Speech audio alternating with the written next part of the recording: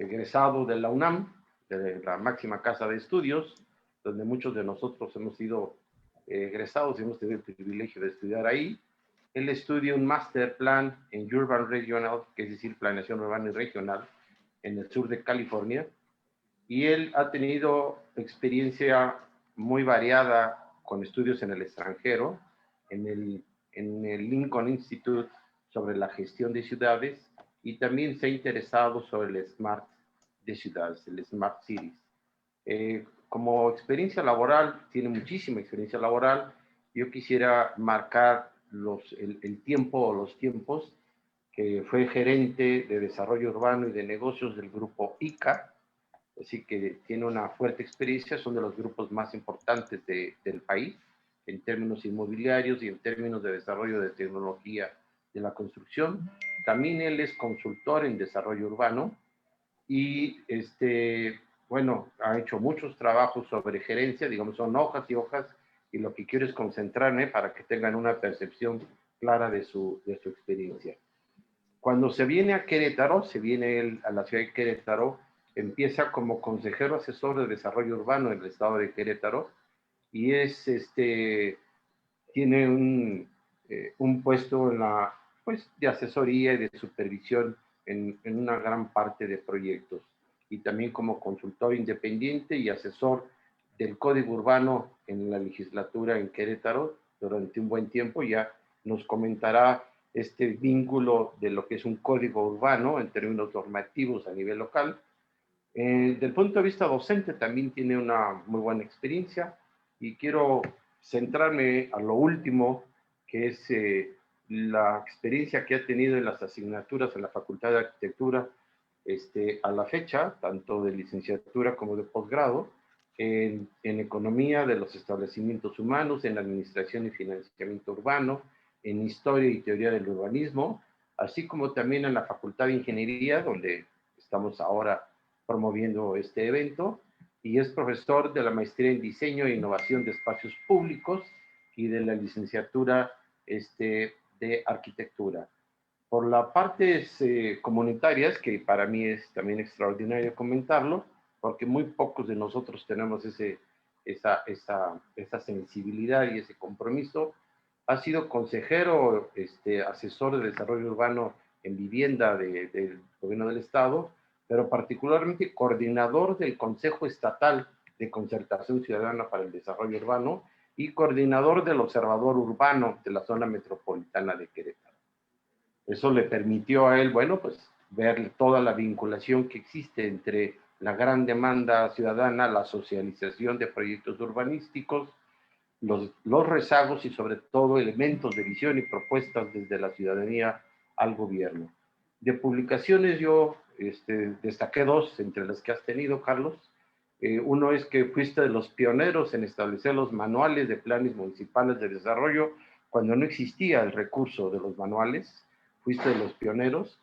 En el campo profesional yo creo que denota la importancia que tuviste también de trabajar en grandes despachos como el de Mario Pani, que Mario Pani, para quienes no lo conozcan, fue el que diseñó, o el director del proyecto del centro universitario de la UNAM, es decir, todo lo que es la UNAM, el concepto del estadio, rectoría, el campus universitario, etcétera, etcétera. Bueno, ese es Mario Pani, y le tocó a Carlos la oportunidad de trabajar con él. Y por último, tiene una tesis de reordenamiento de la Ciudad de México, que se llama Ciudad Concertada, justamente con el arquitecto Mario Pani, bajo la coordinación del arquitecto Ángel Borja, que fue uno de los líderes del grupo ICA. Bueno, con ustedes, Carlos Pescador. Adelante, Carlos. ¿Qué tal? Buenos días a todos. Pues bueno, ya brevemente ahí me expusieron, me mostraron. Espero poderles aportar algunas ideas. Creo que, como comentábamos, nuestras ciudades son dinámicas, son realmente un proceso de cambio y de adecuación continua, que nos vamos adaptando a las condiciones económicas, a las condiciones ambientales, demográficas, sociales, a todos esos cambios. Entonces, la dinámica de las ciudades es muy importante. que entenderla, no es un elemento estático, es prácticamente un proceso dinámico en continuo cambio y tenemos que estar muy pendientes de esto y poder ir actuando y reaccionando debidamente. Con base en estos comentarios y experiencia, pues ya elaboré ahí lo que le llamo un proceso de cómo enfocar los problemas, no solo de tipo arquitectónico, sino en cualquier tipo de problema, pero sobre todo problemas vinculados con la ciudad. ¿Por qué? Por la complicación de participantes.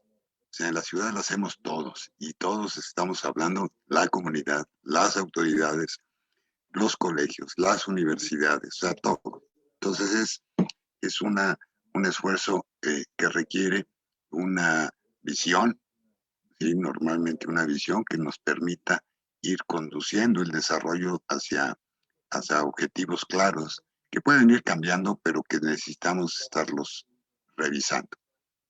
Entonces, pues les voy a platicar un poquito sobre este esquema que de alguna manera generé con apoyo de un grupo de asesores y con los que pues prácticamente conformamos todo este proceso de incorporar o de manera formal el proceso de planeación municipal y pues fue un reto en su momento porque no teníamos bases, no había prácticamente ninguna normatividad al respecto y lo que hicimos fue sentar las bases para generar este proceso de reordenamiento para la ciudad. El nivel de crecimiento que se tenía en ese momento era muy alto, fue principios de los 80, pues la expectativa era muy alta, el país contaba con muchos recursos en función del valor del petróleo, que si se aprovecharon bien o no, ya ese no es asunto de este tema, pero se generó todo este proceso de poder dar un instrumento de ordenamiento territorial para el crecimiento y desarrollo. Y en esto, mi primera acotación es, somos un país joven, mayoritariamente joven, y en consecuencia tenemos crecimiento.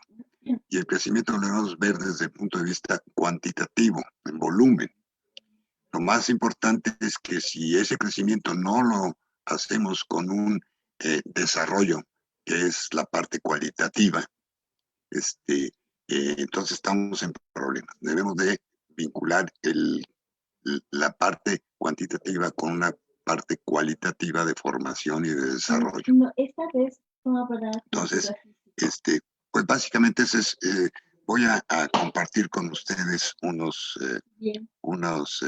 ejemplos. Permítanme, y voy a empezar con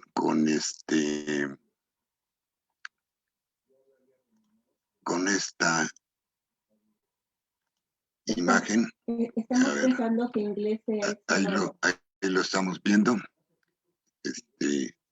¿Se ve claro? Bueno, básicamente sí, estamos... y es virtual. Lo más importante es entender los problemas que nos permitan enfocarlos e identificarlos claramente. Si tenemos bien analizado el problema, estamos en camino. Y hay 4 aspectos importantes en el problema.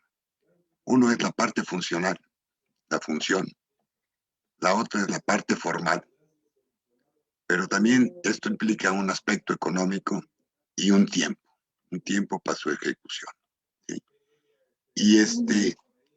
Y vinculado a esto, tenemos básicamente 4 consideraciones. En el aspecto de funcional, pues es para lo que vamos a hacer. Todo nuestro esfuerzo es para las personas, para sus actividades y para las relaciones que se generan entre las personas y entre las actividades. La forma, pues es el sitio, el espacio, el medio ambiente, el entorno y, y la calidad del mismo, que puede ser que nuestras acciones se sumen o afecten el entorno.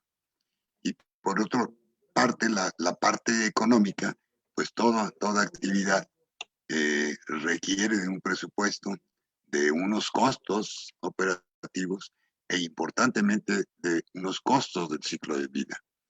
Muchas veces se nos olvida que una inversión, pues es una inversión que se hace en una infraestructura, pero que va a tener un costo a lo largo de su vida útil y eventualmente tendrá que recuperarse o regenerarse para ampliarse o para mejorar sus condiciones. Y también hay en el tiempo, ¿no? Tiempo de cosas que muchas veces las soslayamos, y es que hay un pasado, un presente y un futuro. El pasado nos sirve para ver las cosas que influyeron a los problemas, el presente, lo que nos está ocurriendo, y el futuro, con esa combinación, cuáles son los caminos que deberíamos estar siguiendo para ello. Y bajo esto, pues básicamente se perciben más o menos 4 consideraciones en cada uno de estos, ¿sí? En cada uno de estos. Y lo principal es, para analizar nuestro problema, es establecer objetivos claros. No objetivos solamente generales, objetivos que ahorita analicemos un poquito más este aspecto, pero son objetivos. Recopilar y analizar hechos vinculados a esos propósitos, a esos objetivos. Y con base en eso ir descubriendo y probando conceptos, ¿sí? Que nos permitan ver cuáles son los conceptos que nos pueden dar mejores resultados y en consecuencia determinar sus necesidades, ¿sí? De esta manera pues podemos ya tener una claridad del problema, ¿sí? Entonces es un enfoque que debemos analizarlo para poder entender el problema y poderlo plantear adecuadamente en estos 4, dentro de estas 4 consideraciones, ¿sí? Entonces, los objetivos pues, es lo que quiere el cliente, el usuario, qué se quiere lograr y por qué. No siempre el cliente es el destinatario, es el usuario el que lo va a vivir. Muchas veces no tenemos contacto con ellos, pero tenemos que encontrar la manera de entenderlo.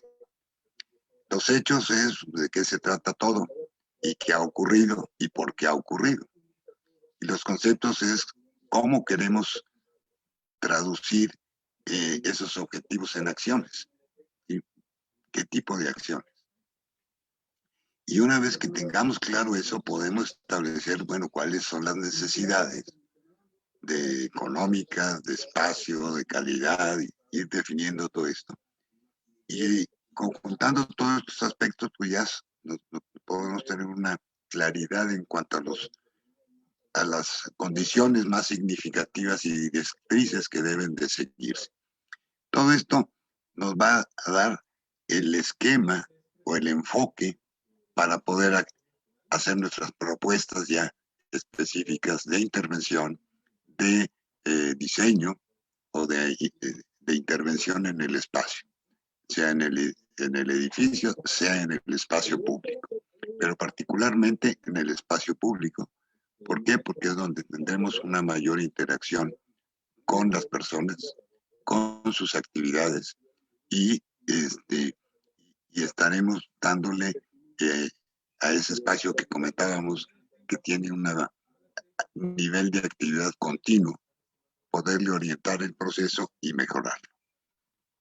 Entonces, esto para poderlo entender con más facilidad, pues elaboramos esta estructura, que es una estructura de buscando el problema, como llamaba mi amigo William Peña y Steve Marshall, que eran dos de gentes muy involucradas también en este problema.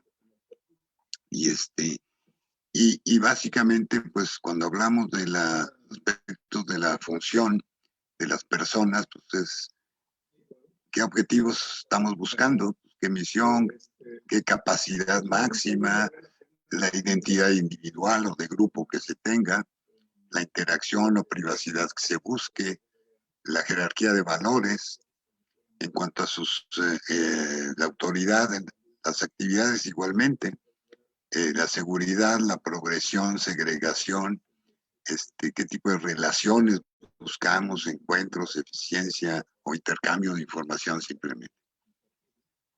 Y de esa manera, pues podemos tener objetivos mucho más claros considerando estos tres elementos dentro de la función. Y a la vez, a nivel de la forma, el sitio, el entorno y la calidad, pues hay que ver qué es lo que estamos buscando. Estamos viendo qué objetivos a nivel formal buscamos en un uso del suelo eficiente, estructuras firmes, confort, seguridad, en fin, toda una serie de aspectos que nos van a dar una idea de cuál es nuestra mejor percepción para los objetivos que buscamos. En la parte crítica, pues es la economía, cuánto tenemos para hacer las cosas, y es lo que nos va a poder ser un factor importante para priorizar acciones. ¿Sí? ¿Qué eficiencia de costos, qué retorno buscamos a la inversión, ya sea pública, privada o social? Y cómo podemos minimizar costos operativos para darle una mejor eficiencia y los costos que comentaba de mantenimiento y el ciclo de vida de los procesos. Y evidentemente en los diferentes tiempos, ya sea áreas de preservación, actividades que pueden ser estáticas o dinámicas, aspectos cambiantes de crecimiento, de ocupación en muchos casos. O sea, muchas veces nuestro crecimiento y muchos de nuestros planes de desarrollo se ven rebasados por el tiempo, por la velocidad del crecimiento y de la dinámica económica, o por eventos externos que afectan el proceso y procuran reacciones mucho mayores, mucho más rápidas, y pues tradicionalmente hemos visto nuestros planes rebasados. O sea, la dinámica de la ciudad, paradójicamente, se ha rebasado a los planes o previsiones. Luego tardamos más en hacer un plan que se tenga que modificar ya cuando salió. Y esto nos lleva a que cada uno de estos elementos hay que buscar qué hechos, que son datos estadísticos, parámetros, determinación de niveles de capacidad, de carga, el perfil de usuario es muy importante, que hoy día con la participación de la gente es muy importante ya en todos los procesos de desarrollo, y no podemos ya tener acciones de autoridad sin la participación de la comunidad en esos procesos. Y cualquier acción que intentemos hoy día imponer va a ser simplemente por el concepto de imposición, va a ser vetada, va a ser protestada, y aunque sea necesaria, se tiene que negociar con la comunidad. Entonces la comunidad, la participación hoy día es fundamental. También pues todo el problema de nuestro comportamiento, cómo nos distribuimos, los movimientos de tránsito, cómo hoy lo que tenemos en todos lados, ¿verdad? El problema de movilidad, lo que comentábamos hace un rato, ¿verdad? Esta transformación de la ciudad ha cambiado el nivel de movilidad, pues todo el sistema de la pandemia nos cambió una estructura de funcionalidad, y que no nos permitió estar en contacto físico, persona a persona, pero sí pudimos estar en contacto virtual. Y eso fue un hecho muy interesante.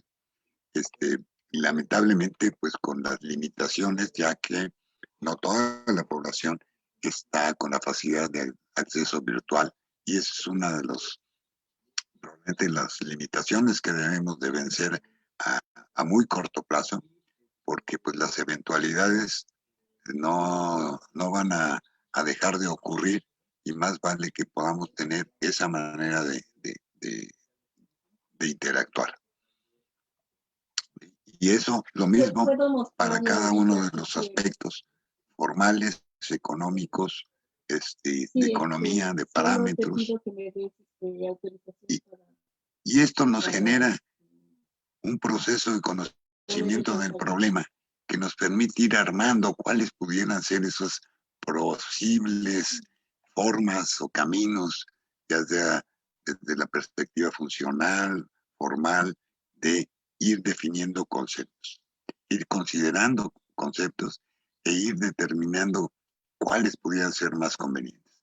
Entonces, esto pues, nos da pie para estar formulando prácticamente lo que pudieran ser los conceptos funcionales, formales, económicos y de tiempo, y que nos permitan establecer pues los requerimientos o las necesidades, tanto de espacio, estacionamiento, espacios exteriores, alternativas funcionales,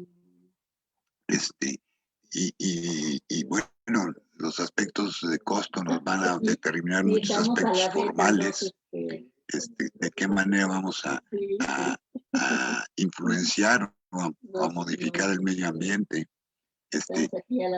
Todos estos costos implican muchas limitaciones a los procesos de desarrollo. Pero finalmente, esto lo que nos va a dar es, nos va a permitir es contar con todas estas necesidades, el replanteamiento del problema, sobre cuál es lo más importante, cómo entrarle, y prácticamente todo este proceso, el resultado es prácticamente un programa de actuación. No es la actuación en sí, es, vamos a decir, un proceso de prueba de lo que deberíamos de hacer. Es el programa, ¿sí? Antes de poder entrar al proceso de ejecución, de participación. Y a esto me refiero en el sentido de la matriz, de que es un proceso que debemos de ir desarrollando paulatinamente. ¿Sí? Entonces, esto nos da un punto de partida previo a la ejecución. Y si seguimos esto, podemos empezar a tener una mayor claridad en cuanto a las decisiones y a los procesos que se nos van a ir dando, ¿sí? Entonces, pues, creo que esta es una parte interesante, y y por otro lado, vamos a salirnos un poco de esto y vamos a meternos un poco al problema de San Juan del Río. ¿Sí? ¿Dónde quedó San Juan del Río?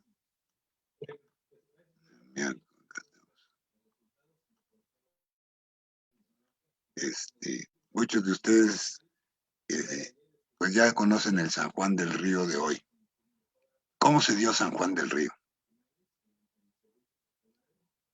No fue un crecimiento espontáneo. O sea, fue en la época de los 60 que se construye la carretera, la autopista México-Querétaro, con la conexión hacia el norte. Anteriormente no existía esta comunicación. Perdón, Carlos. Perdón. Sí. No ha cambiado tu lámina. No sé si estás esperando ver otras imágenes. Disculpa que te haya interrumpido. A ver. Si es así, yo creo que tienes que bajarte, salir de ahí y volver a meterte, por favor. Disculpa la interrupción. O sea, dejar de compartir esa Ajá. lámina. En la parte de Y arriba hay que decir dejar de ok, compartir y luego vuelves e ah, incorporas a ok. compartir y y ahí ahora se pone. sí comparte la lámina o el archivo que A ver, ahora vamos, ahí estamos. Ahora sí, ya cambió, Ahí está va, ahí cargando va. ahorita. ok.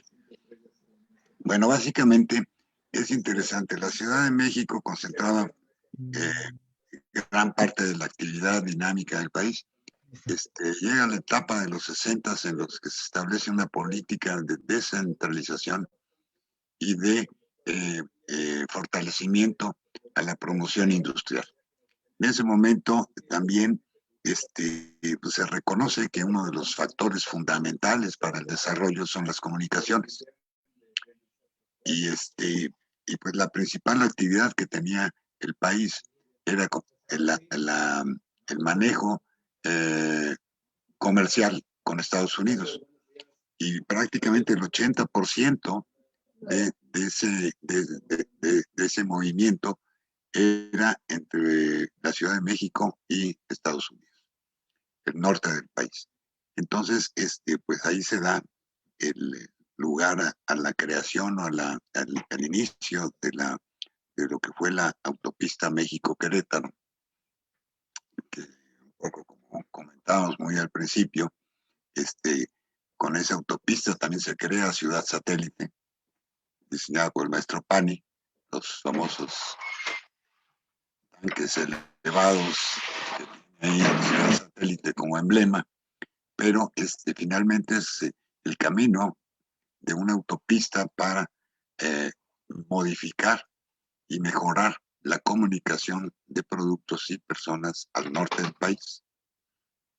Y esa pues llega a San Juan del Río y Querétaro como los puntos de conexión y de conexión a occidente y al norte. Curiosamente en San Juan del Río, este, eh, pues San Juan del Río era parada obligada al que iba hacia el occidente o al norte. ¿Por qué? Pues era recargar gasolina, alimentarse, y pasó de eso a ser hoy una ciudad industrial. O sea, la primera actividad industrial que se establece en los 60 en esta zona, pues es la empresa de Kimberly, que es la productora de papel más importante del país y creo que de Latinoamérica. Y se establece en San Juan del Río. Eh, ya sabe, una papelera que requiere mucha agua, y pues ahí estaba el río San Juan, que es el proveedor de agua para la papelera, y y ahí empieza el crecimiento de San Juan del Río dentro de la actividad industrial, muy especializado en este sector, pero paulatinamente se van incorporando proveedores, empresas complementarias, y bueno, poco a poco se va diversificando. La zona también es curioso, pero es una zona muy adecuada para la producción de la vid. San Juan del Río se convierte en su momento en un importante productor de vid, el cultivo de vid y producción de vino, que a la fecha sigue dándose, ya no tanto en San Juan del Río como en el eje entre San Juan del Río y Tequisquiapan y Cadereyta. Es todo un eje donde pues hoy día podemos ir a disfrutar y a catar diferentes tipos de vinos que se dan en esa región, que es muy, muy adecuada. Eh, por otro lado, San Juan del Río es la puerta de entrada a la zona, al norte, la Sierra Norte, pero particularmente a la zona de producción de cantera, ¿sí? De cantera y perdón, son los pisos, mármol, el mármol, productor de mármol. Es toda una zona de producción de mármol que se tiene, y y que es un mármol que también es mármol no solo para el consumo nacional, sino también para la exportación. Entonces, todo esto es a través de Querétaro y a través de San Juan del Río. Y eso le da una dinámica importante a San Juan del Río en su inicio de desarrollo. Sin embargo, pues Querétaro, que era finalmente el punto importante, sufre esa transformación. Cuando se inicia el proceso de industrialización en Querétaro, se genera el famoso libramiento, hoy conocido como el Bernardo Quintana, pero Querétaro, al igual que San Juan del Río, en Querétaro se concentra un nivel de actividad industrial muy importante en la industria metalmecánica. Y cosa interesante, pues, que de una población muy tranquila, sin mayor problema, muy orientada a la producción agropecuaria, de repente pues se encuentra con que viene la actividad industrial y pues la actividad industrial que decide llegar a la zona de Querétaro, pues considera que lo que requiere es preparar gente para estos procesos de transformación, y entonces se hacen inversiones y apoyo conjuntamente entre iniciativa privada, gobierno federal, gobierno estatal y entonces municipal, y pues se apoya el desarrollo de la Universidad Autónoma de Querétaro, se apoya el desarrollo del Tecnológico de Monterrey como dos fuentes de formación importantes para las empresas, para formación de recursos humanos, para la industria y todos los vínculos que ello implica, la parte comercial, administrativa, servicios, en fin. Y todo esto empieza a generar ese crecimiento en la zona de Querétaro y empieza a diversificarse a lo que hoy tenemos como una de las principales ciudades de crecimiento en el país, ¿sí? Y hoy día pues tenemos un vínculo entre Querétaro y San Juan del Río muy importante. Ustedes ven este tramo de la carretera Querétaro-San Juan del Río, es el tramo con el mayor volumen de tránsito en el país, tanto de largo itinerario como interurbano, entre Querétaro y San Juan del Río y Querétaro hacia México, o hacia Occidente, o Querétaro hacia el sureste, porque también el otro proyecto que tardamos mucho en convencer de que se hiciera, que fue el famoso Libramiento Norte, pues le dio una mucho mejor conectividad al sureste del país a partir de ese eje, sin que el tránsito, sobre todo pesado, tuviera que estar circulando por la Ciudad de México. Y básicamente eso representaba era el 30% del volumen de tráfico que circulaba sobre la autopista y sobre la carretera México-Querétaro, pues no tenía destino en la Ciudad de México, tenía destino en el sureste del país. De ahí que el Libramiento Norte, aunque tardó en hacerse, pues se logró y prácticamente desde su inicio empezó a operar muy satisfactoriamente. Y hoy es un eje importante y de interconexión.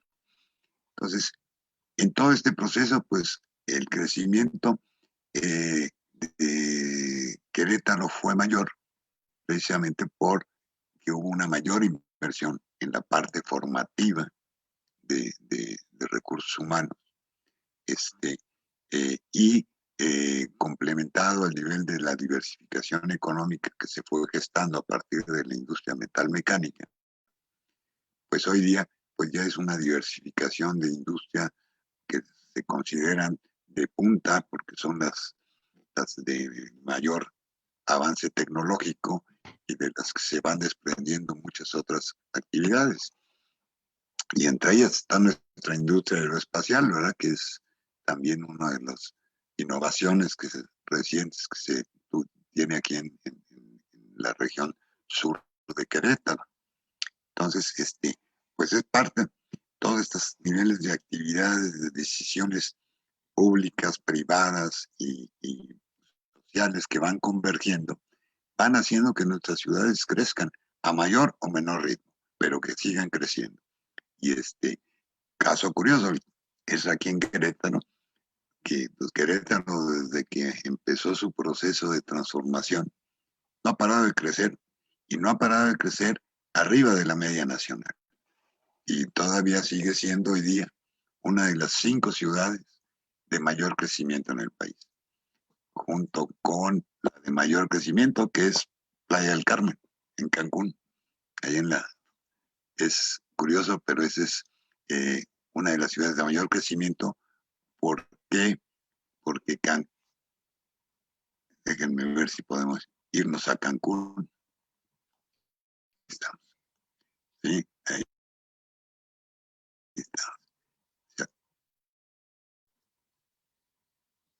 Playa del Carmen está, toda esa es la zona de Cancún y la zona Maya, y Playa del Carmen es el punto, el principal punto de desarrollo en toda la zona del Caribe. O sea, Playa del Carmen, que es esta parte, que la vemos, es un crecimiento impresionante el que ha tenido. Eran 2 cuadras de frente por 3 de fondo, y hoy pues ya es toda una ciudad, pero es la ciudad de apoyo a todo el desarrollo turístico de lo que es el corredor Cancún-Tulum. Entonces es Playa del Carmen el sitio, y es Playa del Carmen el apoyo para el crecimiento y la actividad en Cozumel. Cozumel tiene limitaciones muy serias y de alto costo de vida, porque todo hay que llevarlo para allá, y Playa del Carmen se convierte en esa zona de apoyo al desarrollo y actividad económica de Cozumel. Entonces, de ahí que Playa del Carmen, con toda la dinámica económica que genera el corredor y de servicio que adquiere este centro, se convirtió en la ciudad de mayor crecimiento en el país. Ya pasó de unos cuantos miles de habitantes, allá prácticamente acercándose a los prácticamente más de medio millón de habitantes. Pues básicamente es lo que quería comentarles, sobre todo para dejar abierto a preguntas y respuestas. No sé si alguien quiera comentar algo, preguntar algo, me pongo a sus órdenes para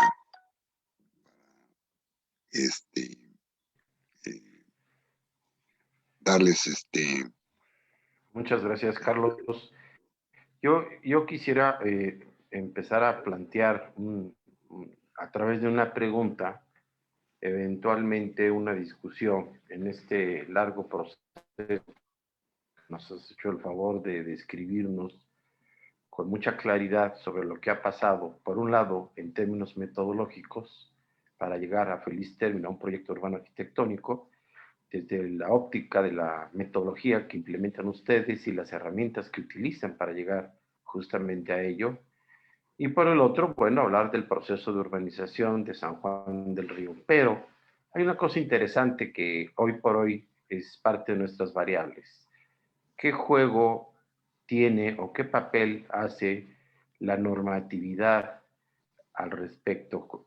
¿Cómo hay que jugar con la normatividad? Porque por un lado existen grandes temas internacionales y por el otro lado hay temas nacionales y por el otro lado hay temas locales. En fin, ¿cuál será tu punto de vista? Bueno, fundamentalmente, pues la normativa, acuérdense que somos una federación, entonces tenemos un planteamiento normativo que es la parte de la normativa. La parte son las reglas del juego. Si no tuviéramos una normatividad, cada quien haría lo que se le viniera en gana, y entonces seríamos un desastre fenomenal, viviríamos en el caos más impresionante, ¿verdad? Cosa que ha ocurrido en algunos sectores, ¿verdad? Pero un poco lo que comentaba, muchas veces cuando esa normativa no está con la dinámica necesaria para irse actualizando y orientando el proceso, cuando es muy lenta en ese proceso de aprobación, porque finalmente son leyes y las leyes pues llevan un proceso para su formulación, para su aprobación y para su puesta en práctica. Y finalmente, esa normativa pues es también ya hoy día va requiriendo una dinámica mayor a los procesos, y muchas veces lo hemos estado viendo, se ha tenido que estar trabajando conjuntamente con las autoridades normativas para la modificación. En el caso que tenemos aquí en Querétaro, el Código Urbano, el Código Urbano es el que rige nuestro proceso de desarrollo urbano y ambiental, y ese código pues es una suma de diferentes tipos de leyes que tienen que incidir en el proceso urbano, y por eso se le denominó código, ¿no? No son leyes aisladas, sino leyes que convergen para el desarrollo urbano. Entonces aquí en Querétaro se le denominó Código Urbano. Y está en continua adecuación, hay que estarlo actualizando periódicamente por la dinámica propia que tenemos para poder ir conduciendo de la mejor manera posible el desarrollo y el crecimiento. Lo que les decía, muchas veces los planes se ven rebasados por las realidades, y esas realidades pues es que la toma de decisiones no estaba tomando la velocidad que debía. Entonces hoy día pues afortunadamente tenemos un diálogo, al menos aquí en Querétaro, entre el Consejo de Concertación Ciudadana con no solo la autoridad estatal y municipal, sino también con la parte legislativa, que tenemos un proceso de comunicación continuo y participación en los procesos de formación o regulación con relación a los temas ambientales y urbanos. No sé si eso deja más claro o más complicado. No. Vamos abriendo tema. Felipe tiene por ahí una participación. Si les gusta dar, por favor, la voz a Felipe. ¿Qué tal, Felipe? ¿Qué tal? Mucho gusto. Soy Felipe, estudiante de Concepción, Chile. Trato de hacer una pregunta un poco específica. Quiero preguntarle acerca de que esta industrialización que nosotros comúnmente le llamamos desarrollo, le llamamos avance, crecimiento económico, que es muy importante, concordamos todos, pero esta industrialización dialoga, hace una simbiosis con la ciudad, converge con las necesidades de la ciudadanía, tanto como no necesariamente económicas, netamente hablando, sino que en los aspectos culturales es un desarrollo equitativo entre lo cultural y lo industrializado. Esta industria ayuda a conservar los ambientes naturales y promueve eso, porque de repente, claro, como mencioné, es desarrollo económico, es minería, industrialización, es carreteras hacia el norte, como usted bien mencionó, descongestionó la Ciudad de México en algún punto, pero esto aporta culturalmente también o ayuda a hacer un avance de ciudad para San Juan. Esa es mi pregunta, muchas gracias.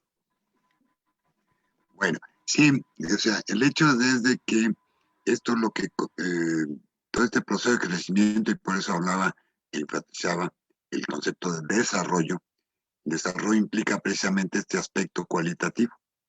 Y ese aspecto cualitativo, pues es la formación no solo educativa, sino cultural, ambiental, y de hoy día que tenemos que darle una mayor cuidado al impacto que generamos en el medio ambiente.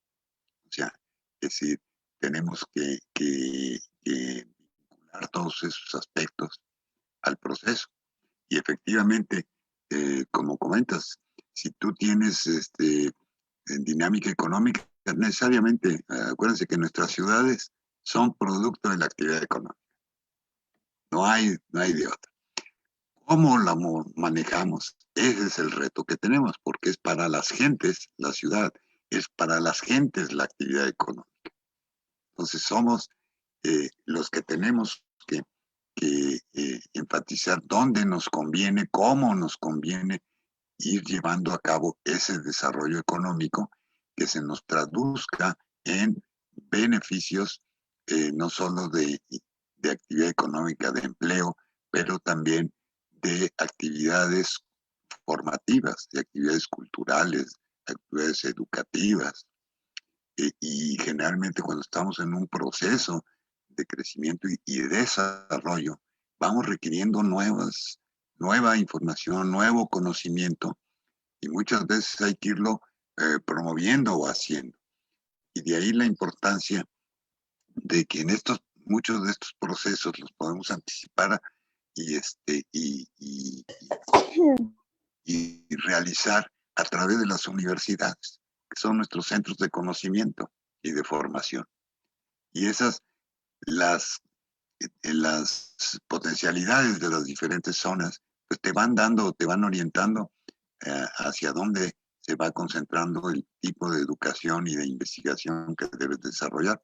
Pero las universidades deben ser concepto no solo de ir a aprender lo que vemos y lo que me dicen, sino en centros de investigación y continuo desarrollo.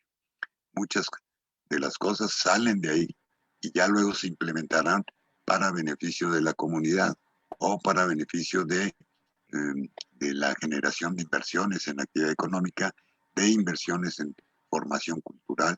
Acuérdense que hoy día las universidades son también no solamente conocimientos, sino es una formación cultural y una aportación cultural a toda la comunidad.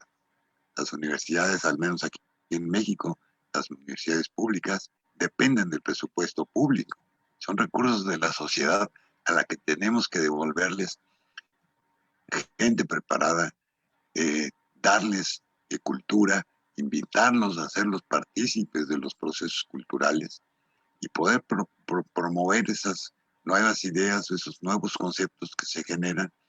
Y hoy día pues tenemos un reto, ¿verdad? Porque es una readecuación a una nueva realidad que nos impuso a nivel mundial la famosa pandemia y que pues nos ha hecho cosas como lo que estamos viviendo. Es una sesión internacional y estamos juntos, pero no podemos vernos, no podemos tocarnos simplemente, pero sí podemos virtualmente compartir nuestras experiencias y cómo puedo ir adecuándolas a las regiones o a mi problemática. Esa es parte de la mecánica que tenemos que ir haciendo.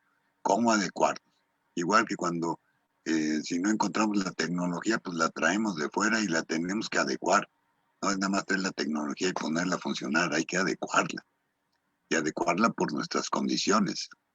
De lo contrario, no tendríamos recursos para toda la tecnología que necesitamos.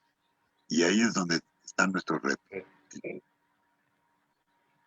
Gracias, mi amable Carlos. Yo creo que es oportuno comentarle a Felipe que en el estado de Querétaro hay más de 40 centros de investigación y casi 65 universidades. Para el tamaño del estado, que es aproximadamente casi 2 millones de habitantes, poquito menos, son 800, es bastante importante el papel que juega el conocimiento, al menos en términos de los espacios. Tiene la palabra el maestro Guillermo Calva, que levantó por ahí la mano. Sí, gracias, maestro. Dentro de esta complejidad, bueno, primero felicitarlo por su trayectoria y por su exposición. Y quiero preguntarle, digamos, dentro de esta complejidad que usted nos expone del crecimiento urbano, del desarrollo industrial, en lo particular, para el caso de San Juan del Río, ¿cuál es, desde su punto de vista, los principales retos y oportunidades que hay para el centro histórico? Porque, digamos, son algunas veces centros históricos que pueden llegar a tener mucho deterioro, pueden llegar a tener mucha problemática, ¿no? Mucho desarrollo, pero, y como hace rato lo comentaba, pues evidentemente está de la mano con el desarrollo dinámico de la ciudad. Entonces, en lo particular, en el caso de San Juan del Río, ¿cuáles, desde su punto de vista, los principales retos y oportunidades que hay para el centro histórico de San Juan? Gracias. Pues yo creo que no solo para San Juan, pero en particular en San Juan, lo que necesitamos es impulsar nuestra actividad en nuestros centros históricos, recuperarlos, hacerlos prácticamente el punto central de nuestra dinámica, de nuestra vida diaria. No se trata de que concentres todo el empleo ahí en el centro, pero sí todos esos servicios y actividades que le den al centro su identidad, que recupere eh, su elemento de identificación a nivel de su entorno. La gente tenga la facilidad de ir al centro, de meterse al centro. Muchos de los centros históricos a nivel mundial pues han sido potenciados con el hecho de peatonalizar esas partes particularmente atractivas del centro y que requieren que la gente pueda moverse con facilidad y seguridad. Y esos pedazos de áreas peatonalizadas pues le dan un atractivo de movilidad y de accesibilidad a las personas. Y eso, muchas veces cuando se habla de peatonalizarla, muchos de los negocios empiezan a protestar, ¿verdad? Porque ya no van a llegar ahí a estacionar su coche frente a su negocio. Ya cuando les dices que el problema es que el que debe de llegar es tu cliente, no tu coche. Entonces, reaccionan y ven las ventajas de la peatonalización como una manera de que el espacio público sea para todos. Y ese espacio público, si bien vamos a decir, en nuestros centros históricos, los están para el uso del peatón, y eso le genera una dinámica económica muy, muy interesante. En el momento que puedas salir a la calle, yo recuerdo que, por ejemplo, era un problema que un restaurante tuviera mesas fuera del local, ¿verdad? Ya se complicaba todo por cuestiones sindicales, por cuestiones de permiso de uso del espacio público. Y sin embargo, pues eso fue paulatinamente adecuándose y le fue dando una mayor dinámica a nuestros centros urbanos, el aprovechamiento del espacio público. Y eso empezó a permitir quitar el vehículo de esas calles, darle la calle al peatón.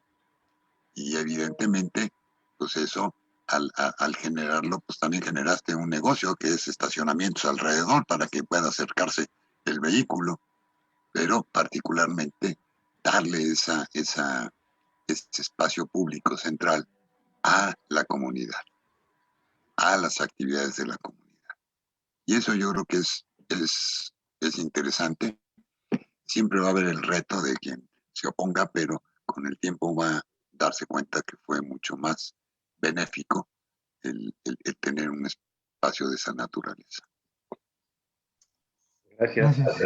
Carlos, ¿alguna otra pregunta?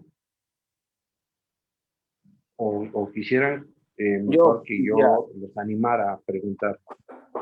Bueno. ¿Quién? ¿Roberto? No, creo que Quetzalcóatl. Sí. Quetzalcóatl. No sé Adelante, si Quetzalcóatl. Después el profesor. Después yo. Bueno. Adelante, Quetzalcóatl. no tengo habilitado. Bueno. Adelante. No. ¿Sí escucha? ¿Sí se escucha? Sí, te escuchamos. Sí, claro. Ok, perdón, es que como no me marcaba el audio. Pues gracias por permitirme participar. Dentro de lo que comentaba el doctor Carlos, me parecieron muy importantes algunos aspectos de los cuales me dio tiempo tomar nota. Y me llamó mucho la atención, ¿no? La cuestión de la industria. Sabemos que donde hay industrialización hay un desarrollo tanto económico y de la ciudad, ¿no? Entonces eso ya pasó en el siglo XX también con la implementación del estilo de Henry Ford, ¿no? Donde se industrializa su sistema de producción en serie, donde hace que la ciudad vaya creciendo y con ello la ciudad no estaba, pues, preparada para todo ello, ¿no? Entonces va creciendo de tal manera que se van dejando varios aspectos de lado. Pero también una de las preguntas que yo tenía, que al final ya la respondió, que si era que existía un plan, obviamente tendría que existir un plan de desarrollo urbano para poder hacer un ordenamiento territorial no solamente de Querétaro, de la ciudad de Querétaro, sino de todo el estado, por lo que yo veo. Dentro de la pregunta que quiero recalcar es que de lo que decía el doctor, que Querétaro es muy importante para la industria de la producción mecánica. Mi pregunta es, ¿de qué partes del país es de donde se traen todas las materias primas para su producción de esta? ¿O de qué partes del país? Sería esa la pregunta. Muy bien. Bueno, hoy día ya no es la industria metalmecánica ya no es la principal actividad económica. De hecho, ya se trasladó a otras zonas. O sea, hoy está diversificada la actividad industrial, pero precisamente la producción, la ubicación de Querétaro tenía una gran ventaja, que tenías acceso a diferentes regiones y en virtud de ello a diferentes productos o materias primas, lo que le daba una situación de interés para el establecimiento de actividades industriales. Curiosamente se empezó con metalmecánica, pero nunca se estableció aquí en Querétaro una armadora vehicular, por ejemplo, pero Querétaro produce partes o autopartes para prácticamente todas. Y probablemente una de las principales fue las transmisiones mecánicas. Es una empresa que se llama Tremec, que fue la que produjo toda la transmisión mecánica de los vehículos que tenía o se producían en el país. Y a la fecha, pues ahí sigue siendo una entidad importante en la producción de transmisiones. Pero de esa manera se fueron especializando algunas actividades, pero se fue diversificando. Y por ejemplo, pues hoy la industria del conocimiento tiene un factor muy importante en Querétaro, ¿sí? O sea, tenemos, como comentaba el maestro Alcocer, una cantidad importante de centros de investigación y desarrollo. Simplemente, por ejemplo, si tú quieres poner tu empresa de alguna producción, y esa empresa va a tener que generar un producto con determinado peso, vas a tener que venir a Querétaro con tu báscula para que te la validen de que está correcto el peso. Es en Querétaro donde está un centro de medición a nivel internacional y que da servicio para validar que los pesos y medidas de equipo de peso y medida es correcto y tiene reconocimiento internacional. Entonces, y esa es una actividad que pues parece que no existe en ningún lado, pero sí, Querétaro fue uno de los 4 centros a nivel internacional que en un momento había en el mundo, y bueno, ya se han diversificado otros, pero seguimos teniendo ese tipo de actividad. Ok. Bueno, ajá. Sí. Bueno, y ya con respecto a la respuesta de la pregunta, el punto para llegar a ello era, entonces Querétaro, siendo un punto muy importante de producción a nivel nacional, ¿tiene problemas con sus vías de comunicación? O sea, las vías de comunicación existentes de Querétaro, por ser un importador y un exportador de diferentes, pues, materias, ¿sus vías de comunicación son suficientes o existe una falta todavía por mejorar la comunicación? Pues mira, hoy día ya Querétaro, si bien es un nodo importante, ya tiene se procuró trabajar conjuntamente con la Federación para que se generaran los libramientos, sobre todo carreteros, porque en el país se mueve prácticamente el 80% de la carga en camión y por carretera. Entonces, pues la zona metropolitana de Querétaro tiene ya sus libramientos para poder tener sin tener que pasar por la zona metropolitana, los productos que van al norte o a occidente. Entonces tiene su libramiento en la parte norte, su libramiento en la parte surponiente, y el libramiento pues carretero que se hizo también desde prácticamente desde Juriquilla para ir hacia occidente y ya no atravesar la zona metropolitana. Tiene conectividad, pero ya hay mucho tránsito de paso que ya no circula a través de la zona metropolitana y que ya hay esos libramientos que han permitido pues reducir la problemática del movimiento interno propio de la zona metropolitana, que sigue siendo muy conflictivo, pero sí nos faltan estructura, pero más que estructura, hoy día nuestro problema es que nos hemos ido con la comodidad del coche porque no hemos podido brindar un servicio de transporte público adecuado. Entonces el reto que hoy tenemos es reorientar los esfuerzos para generar transporte público de calidad para todos. ¿Sí? Gracias, César Coakley. Muchas gracias. Le vamos a dar la palabra ahora al maestro Roberto Guerrero. Si nos hace el favor, que por ahí levantó la mano. Está lloviendo, si escuchan ruido de fondo, justamente comenzó a llover fuerte aquí en Concepción. No sé si se escucha en el medio ambiente. ¿Se escucha claro? Sí, se escucha. No, pero sí, se aprecia bien su voz. Gracias. Primero agradecer al maestro Carlos Pescador por su ponencia y quiero llevarlo un poco a lo más pedestre, es decir, a lo humano, dado que este taller tiene que ver con dos ciudades como es San Juan del Río y Concepción, y escuchando su ponencia, cómo desde su reflexión, de su experiencia, el gran problema que tenemos de los tamaños razonables y densidades sensatas en nuestras ciudades. Si recordamos que la segunda década del siglo XXI ya hay más de 14 ciudades sobre 20 millones de habitantes, y una de ellas es la capital de México. Y también tenemos dos ciudades con más de 40 millones de habitantes. El caso de Tokio en Japón, ¿no es cierto? Y Guangzhou en China. ¿Por qué digo esto?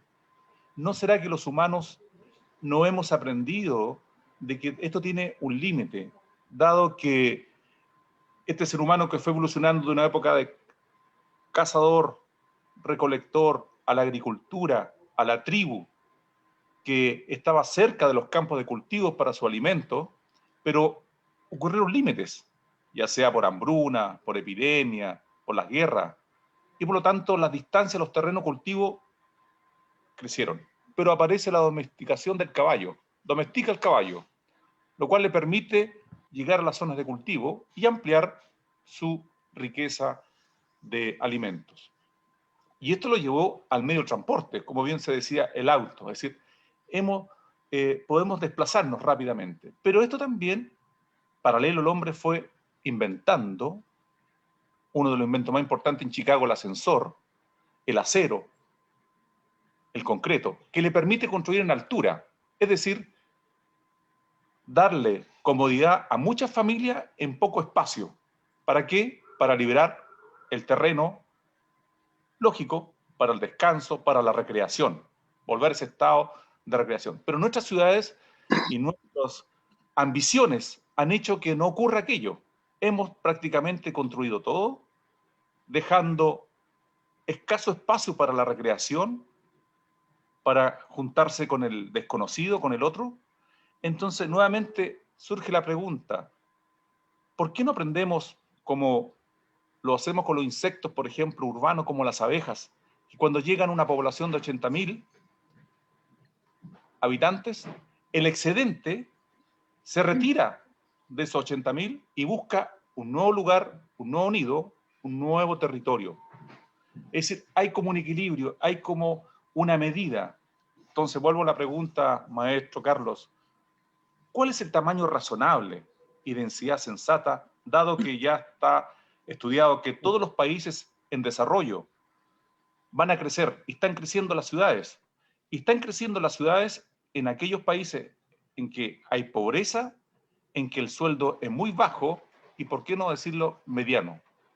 ¿Qué pasa con nuestro continente latinoamericano y especialmente con nuestras ciudades, San Juan del Río, que es el tema que nos convoca en este momento? Bueno, efectivamente, tanto en México como en América Latina, pues la tendencia es la migración del campo a la ciudad. Y evidentemente la ciudad, nuestras ciudades están teniendo un crecimiento y una expansión muy importante, porque tienen que absorber esas migraciones, y absorberlas implica que esos nuevos habitantes de la ciudad tienen que entrar a un proceso de vida urbana, de urbanización, y entenderlo, pero sobre todo, pues, no van a regresarse al campo. O sea, vienen a las ciudades por necesidad económica. ¿Por qué? Porque en el campo no están obteniendo los recursos mínimos básicos. En muchas condiciones, el problema es que no le hemos dado atención al campo para mantener o asegurar un nivel de productividad y que le genere condición social y económica a la gente en el campo. Y el campo se ha convertido en un proceso de abandono, de migración a las ciudades, por lo que tenemos migración al norte del país. Pero ese es un fenómeno con el que estamos y seguiremos viviendo. ¿Por qué? Porque es un centro de oportunidad. Seguramente en condiciones, cómo poder mejorar las condiciones de calidad para esa habitabilidad, pues ese es el reto que tenemos. Y es el reto que se tiene que ir adecuando nuestra ciudad y nuestros espacios para ello. Entonces, como decía, pues, yo creo que no es fácil el poder establecer un límite. ¿Por qué? Porque si hay la facilidad de poder abrir oportunidades en otros sitios próximos o relativamente próximos, que generen esa atracción o esa posible redistribución de la población, pues eso sería lo interesante, pero no forzarlo. O sea, hay que buscar cuáles son esas ventajas que yo tengo en qué sitio donde puedo hacer converger inversión para transformación y para reforzar el crecimiento en esos puntos. Ya, muchos han querido tener centros turísticos, no todos lo logran, ¿sí? Y son diferentes factores. ¿Sí? Y hoy tenemos afortunadamente muchos puntos que se han ido desarrollando de actividad turística que originalmente era de unos cuantos, muy poquitos, y si no nos ponen una filmación de una película, pues a lo mejor no existiría Puerto Vallarta, ¿verdad? Si no es por una película que se filmó hace muchos años, fue la que le dio entrada al mundo la actividad turística de Puerto Vallarta. Cancún, ¿qué era Cancún? Cancún era una isla, no había nada. Cuando se pone en el mapa Cancún como un centro turístico, empieza a darse, empieza una transformación y de ahí surge el corredor. ¿Sí? Ahí hubo que ir a proteger ese corredor, establecerle reglas para evitar que se destruyera toda esa, pues, ese atractivo de la zona, a crear la reserva de la biosfera ya antes de que le llegara el desarrollo. Y bueno, logramos contener en buena medida, ahí fueron los primeros planes, el primer plan de desarrollo de usos y destinos a nivel municipal. Lo generamos ahí para los municipios que forman prácticamente el corredor de Querétaro-San Juan del Río. Muchas gracias. Y hubo Carlos, intentos para modificarlo, pero no fructificaron y siguen vigentes. Muchísimas gracias, Carlos. ¿Alguien más quisiera participar? Alza Patricia, adelante, doctora. Si le damos acceso. Hola, ¿qué tal? ¿Qué tal? Buenas tardes. Mucho gusto, maestro Pescador. Muy interesante la plática. De hecho, creo que para los alumnos ahorita también va a ser muy importante todo ese aspecto metodológico en cómo abordan, digamos, el problema de la planificación urbana, ¿verdad? Y que hemos visto que también pues ha ido cambiando conforme también han ido cambiando las circunstancias. En este sentido, en la actualidad, pues estamos poniendo más peso a las cuestiones de la sustentabilidad, ¿no? En el momento que vamos nosotros a intervenir un espacio. Y bueno, hay muchos elementos y uno de ellos son los elementos naturales, el medio ambiente natural que muchas veces se ve afectado a partir de pues esta transformación que se da con este boom o esta expansión urbana. Y pues en ese sentido, ¿podría usted comentarnos qué posibilidades podríamos tener nosotros de rescatar estos elementos ambientales que como los ríos, los lagos, que están cercanos y muy vulnerables a estos centros urbanos? ¿Sí? Y por otro lado, ahorita con lo que comentaba, me pareció también muy interesante en el sentido de cómo pensar la planeación a partir, por ejemplo, de una pandemia, en donde vimos que muchas de las gentes que están concentradas en las grandes ciudades prefirieron salir de ahí y buscar nuevos espacios para distraerse incluso, y nosotros somos de acá, de Guerrero, y en Guerrero pues tenemos prácticamente 3 atractivos turísticos: Iztapas, Zihuatanejo, Taxco y Acapulco. Y vimos que la gente empezó a salir también a esas comunidades rurales que tienen cierto potencial turístico, cierto atractivo natural, pero también bajo el riesgo de que en un momento dado sean vulneradas por esa masificación turística que se da, ¿no? En este sentido, quería comentar mi pregunta: ¿cómo apoyar en este caso, verdad, al medio ambiente para que no se degrade a partir de un desarrollo? Gracias. Muy bien, sí, pues el medio ambiente es factor fundamental y muchas veces mal comprendido, mal aprovechado. Cuando tenemos un río, es un atractivo. Y si lo logramos hacer un objeto central de nuestro desarrollo, con mayor razón, pero como un entorno ambiental, al cual se le pueden vincular esas actividades económicas atractivas, de interés. Pero es manejarlo, generar nuestros espacios públicos. Evidentemente, hay, si no mal recuerdo, Naciones Unidas ha establecido alrededor de entre 12 y 15 metros cuadrados por habitante de área verde que deberían de tener las ciudades, pero no concentrados en un bosque allá lejano, sino en zonas distribuidas dentro de la propia ciudad. como parte de su proceso de crecimiento. Y muchas veces no le damos el valor. Pensamos que es más rentable fraccionar y vender que contar con unos espacios verdes que involucren un entorno y le den calidad a ese entorno, y eso le va a dar valor a ese suelo. Pero muchas veces el interés por el beneficio rápido se pierde y inhibe el que generemos estos desarrollos de mayor plusvalía, de mayor calidad y de mayor beneficio a la comunidad. Y eso es lo que tenemos que ir reorientando.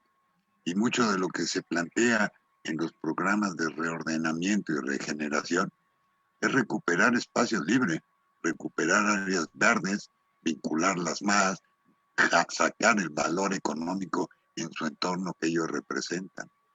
Y ahora pues cuesta hacerlo, cuando no los cuidamos y se pudieron ir generando. Y en proceso de crecimiento hay que irlos cuidando.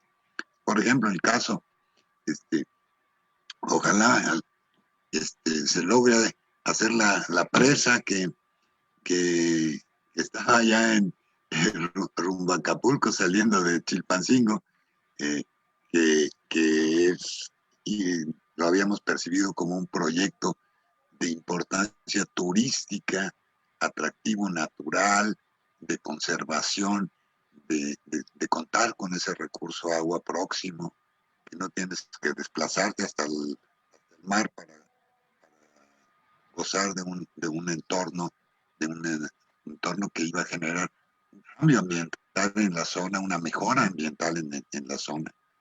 Y sí, pues, de hecho, sigue vigente. Perdón, tuvimos la oportunidad de participar en ese proyecto, maestro. Ahí quedó parado. Y ahí quedó parado.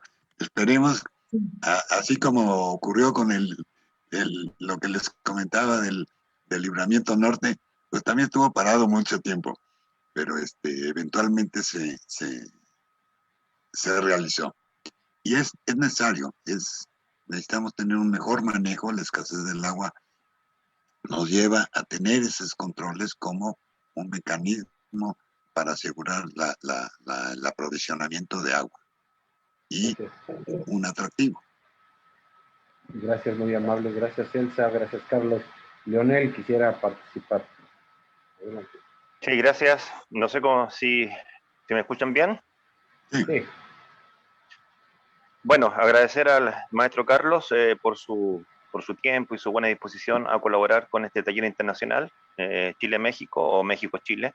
Contarle al maestro Carlos que esta es nuestra 7ª versión del taller internacional, y uno de los principales objetivos que tiene este taller es justamente que nuestros alumnos y alumnas puedan conocer otras culturas y visitarlas.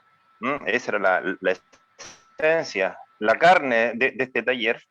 Hemos tenido la oportunidad de visitar Guadalajara, Ciudad de México, Jojutla, y un sinfín de ciudades de México para poder ir estableciendo esta retroalimentación cultural y fortalecer la enseñanza de la arquitectura y del urbanismo.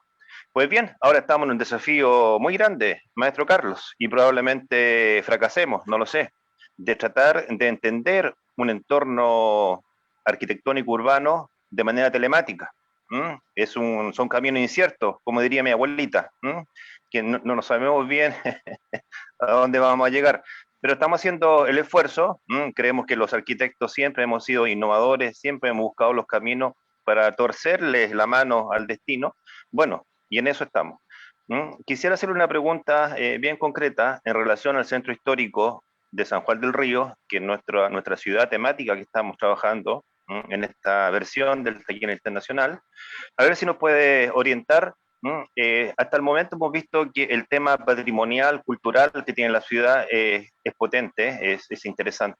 Entonces, la pregunta va en relación al espacio público, de cómo la persona vive, el sanjuanense vive este espacio cultural, este patrimonio cultural, cuáles son las necesidades que tiene el espacio público para conectarse de una mejor manera con estos entornos culturales y patrimoniales.